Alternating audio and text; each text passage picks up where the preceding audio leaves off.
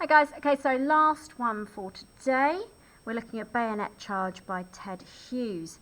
Now, we need to know a little bit about the context in order to understand this. So first of all, Bayonet Charge literally means it's a group of soldiers in World War I going over the top. A bayonet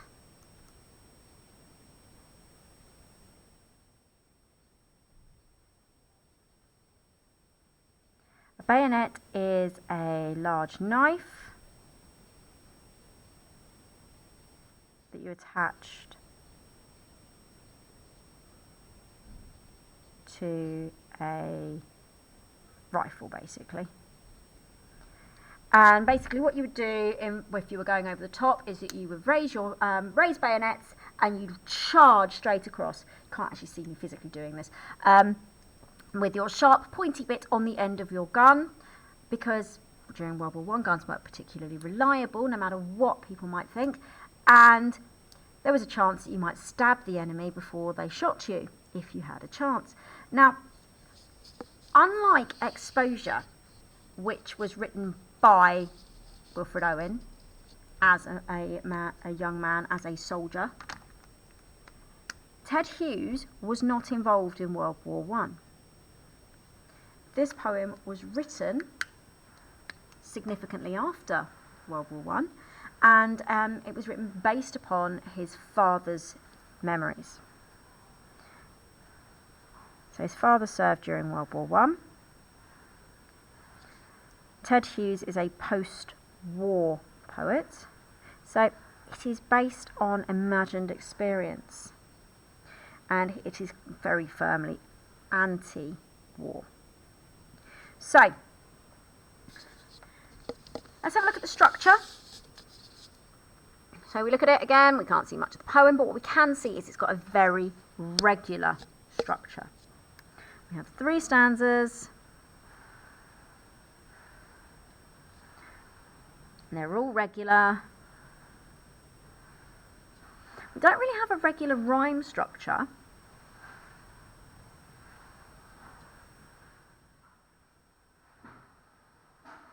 And it starts in what's called in media res, which means in the middle of the action.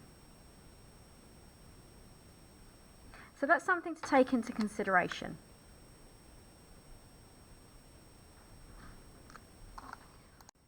So, in media res, in the middle. So, I'm going over the top. Very, very well known on both sides as pretty much a massive waste of life. Because basically what you do is you climb up out of your trench, over a ladder, top of the trench, carrying your weapon. So if you can imagine that, you can't really do much with it because you're trying to use both hands to climb up out. The minute your head comes over the top, you are likely to get shot. From that point onward until you get up out of the trench, your chances of surviving are basically to do with which wave you go over with, because the top wave you're very unlikely. Second or third, the enemy might be reloading their guns by that point, at which point you may have a chance of surviving.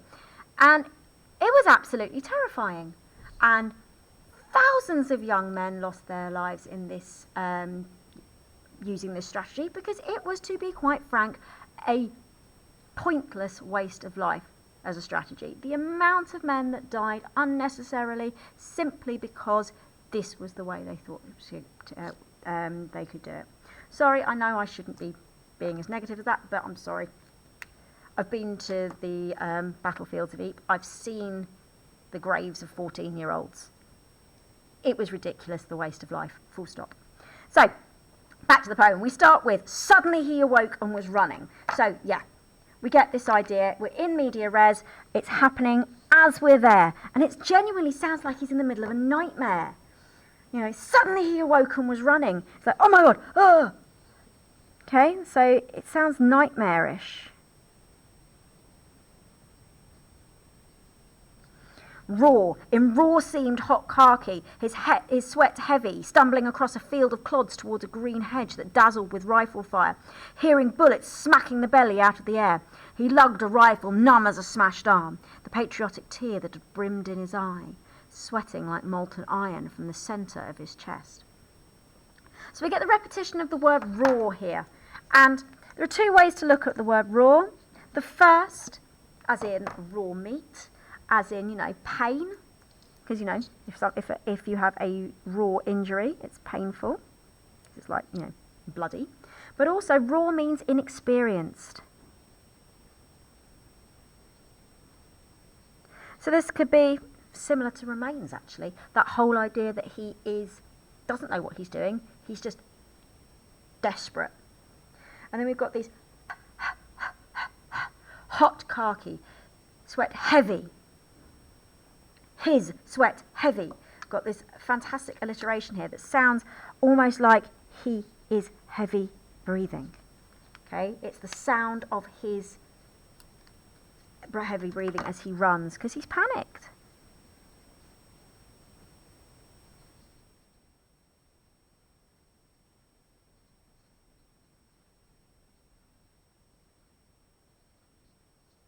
I don't think you can see that particularly well, but that does say alliteration. There you go. See a bit better. Stumbling across a field of clods towards a green hedge. Now, interesting, clods has two meanings. The first is clods of earth. Okay? Literally, mud. And if you've ever looked at your World War I history, you'll know that the churning up of the earth is what eventually led to poppies growing, which is why the poem in Flanders Fields the poppies grow. But the second thing is a clod is a colloquialism meaning a stupid person. So never let me get away with calling you a clod. So it means a stupid person. And there are two ways to look at this. We could be talking about the similarly inexperienced soldiers in his platoon. What we could also be talking about is we could be talking about stupefied people, people who are effectively dead. You know, they can't help him, they can't do anything to support him because they are effectively a clod. They are unable to support him. And then we have green hedge. Okay, this idea that he's charging towards a natural image. And there's a lot of nature in this poem. That dazzled with rifle fire, hearing bullets smacking the belly out of the air. Lovely personification there.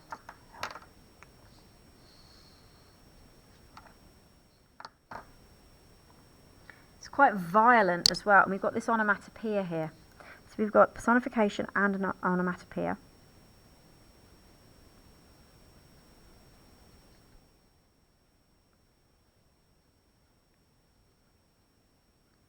It's a really violent image. You know, you can almost imagine a bullet, you know, sort of running up to the air and slapping it round the face. Because that's what we think of when we think of the word smack. He lugged a rifle numb as a smashed arm. That's quite interesting as well. You know, he's carrying a rifle, but it's useless. It's like a smashed arm. And do you remember what I was saying about the idea that you can't actually fire your gun until you're very, very close? Because, you know, they weren't particularly good guns. And on top of that, it's really, really heavy. So that means that he's not running at full speed. He's being hampered by it. The patriotic tear that had brimmed in his eye, sweating like molten iron from the centre of his chest. Lovely simile there again. Patriotic tear that had brimmed in his eye. So he's joined the army because he wants to serve his country. He's being patriotic. And the sweating like molten iron, it's turning from patriotism to pain. It's that idea of reality kicking in.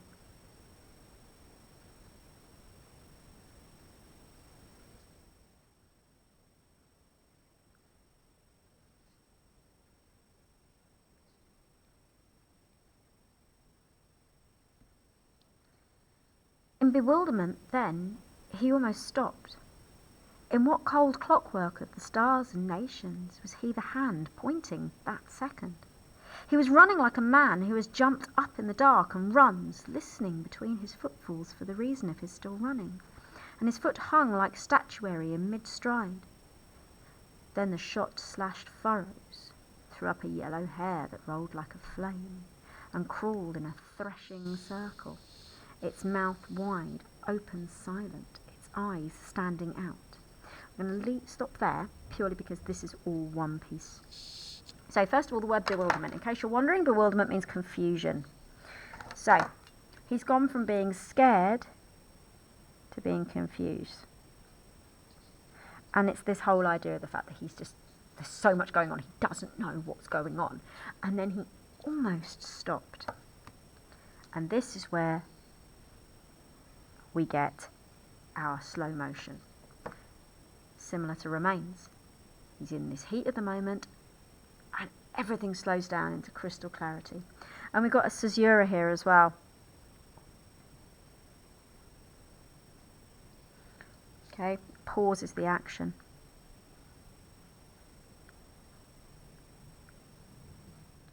You can almost imagine this in bullet time in, like, films like The Matrix. That whole idea of the fact that he can see every bullet, he can see everything moving in slow motion. In what cold clockwork of the stars and nations. It's beautiful metaphor here. Cold clockwork of the stars and nations. So he's, cold implies uncaring, unfeeling.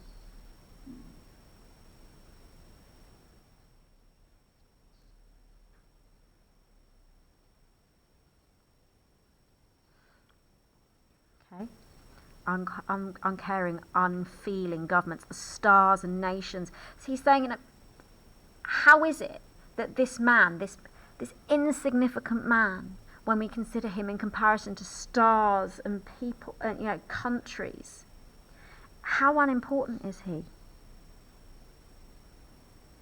But somehow he is the centre of our attention.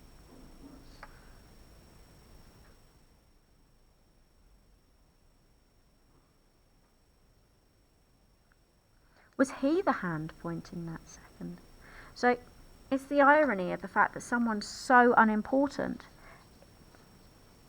is still important enough to be carrying a gun that could kill someone. He was running like a man who has jumped up in the dark and runs, listening between his footfalls for the reason of his still running. So all of this bit here, this really long simile, it shows how irrational and scared he is.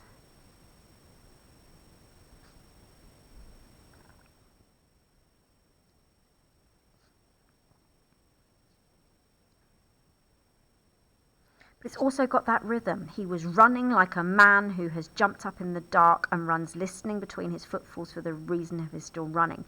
It almost sounds like he's running. The rhythm is there.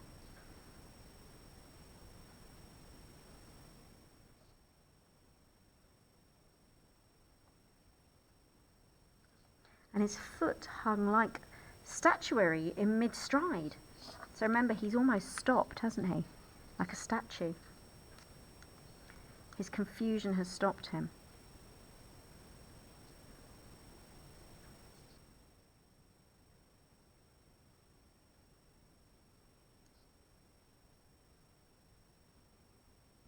Then the shot/furrows threw up a yellow hair that rolled like a flame and crawled in a threshing circle, its mouth wide open, silent, its eyes standing out.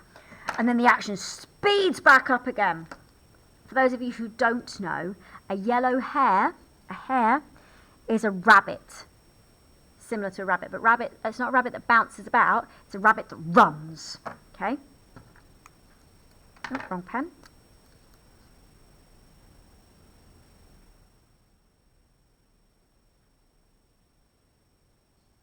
That rolled like a flame and crawled in a threshing circle. It is panicking. It is terrified, just like him. Its mouth wide open, silent, its eyes standing out. This one, the best way to describe this, if you've ever seen the film Watership Down, it's a horrifically miserable cartoon. But there are scenes of it where the rabbits in the warren are running and screaming because it's on fire. And the pictures in that's what comes to mind with this. I will show you them when I see you guys next, but you really should look it up. It's so scared, it's silent, it's absolutely terrified out of its mind. And it's almost like the embodiment of his terror.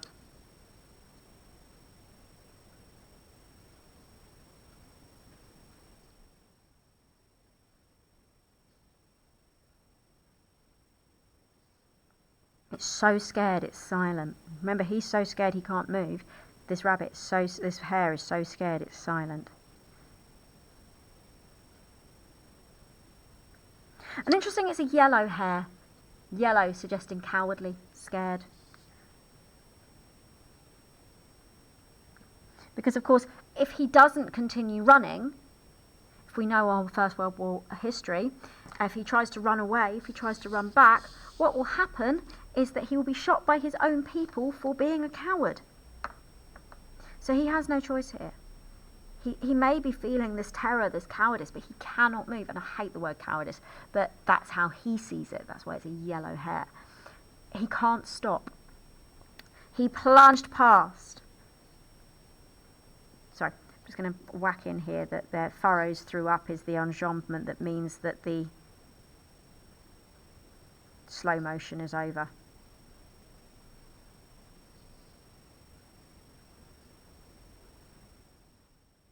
I think I mentioned it, but I'm not sure I wrote it down. Yeah. So the slow motion is finished. We cut this yellow hare. It's running around in a threshing circle. So threshing, rah, it's all over the place. Its mouth wide open, its eyes standing out. So terrified. And then he plunged past with his bayonet towards the green hedge. King, honour, human dignity, etc. dropped like luxuries in a yelling alarm to get out of that blue crackling air. His terrors touchy dynamite. So we've got the repetition of the green hedge here again. This idea that he's running towards nature, contrasting with war.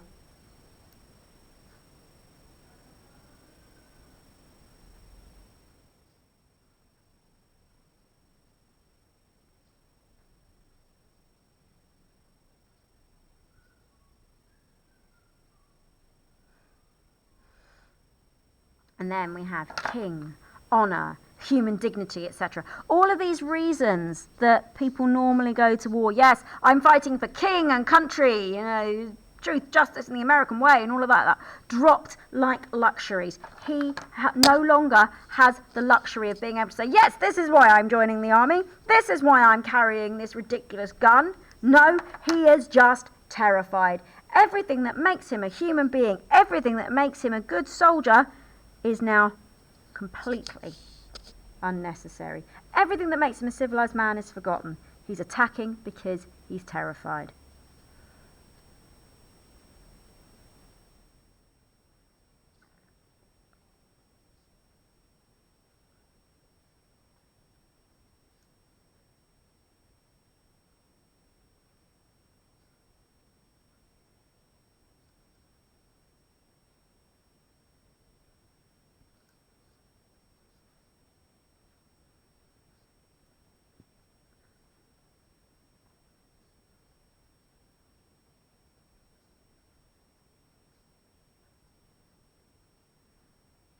Pen running out there. He's attacking because he's scared, in a yelling alarm to get out of that blue crackling air. His terrors touchy dynamite. And we've got that lovely alliteration and metaphor there.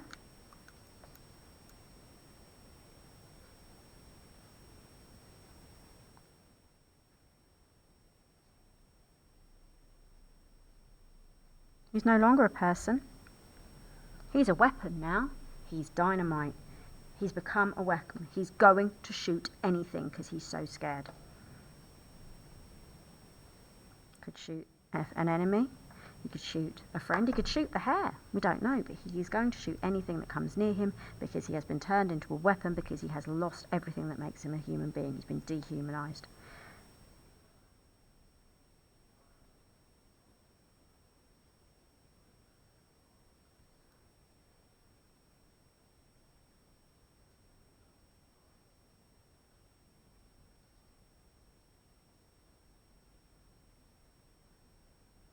So, the obvious poem to compare this one to, I'll back up to the title so you can see it. The obvious poem to compare this to is the real World War I poem, for want of a better way to describe it, Exposure. But You could also do a lot of comparison with this with kamikaze, that idea of being thrown into a situation when you're terrified and you actually want to turn around, but you can't. Kamikaze, he does turn around. You could compare this quite nicely with Remains, because of that whole idea of, you know, the slow motion in the middle of it would be fantastic to do a comparison with Remains. You could look at this in comparison to something like Storm on the Island, with the use of the natural imagery. There's loads, basically, and this goes with so many. Any of the war poems it works fantastically with. The one that's obvious to pair it with is Exposure, but as I said, it goes with pretty much anything, and it's quite an uncomfortable poem to read from a post-war perspective. We know that what Hughes is writing about here is really, you know, it's horrific what was done to these poor young men in World War I that were basically sent out as cannon fodder, and the guys in charge were like, yeah, we know they're cannon fodder, doesn't matter. They're cannon fodder, they don't matter. And the loss of life was just horrific. And that's, I think, what Hughes is talking about here. He's talking about the fact that at the end of the day, you know, even if this bloke does come back alive, he's been turned into a weapon. He's not a person anymore. But yeah, as far as the exam's concerned, comparing it with any of the war poems, it works very well. And I think it works particularly well with Exposure, Remains, Kamikaze. Okay, thank you very much, guys.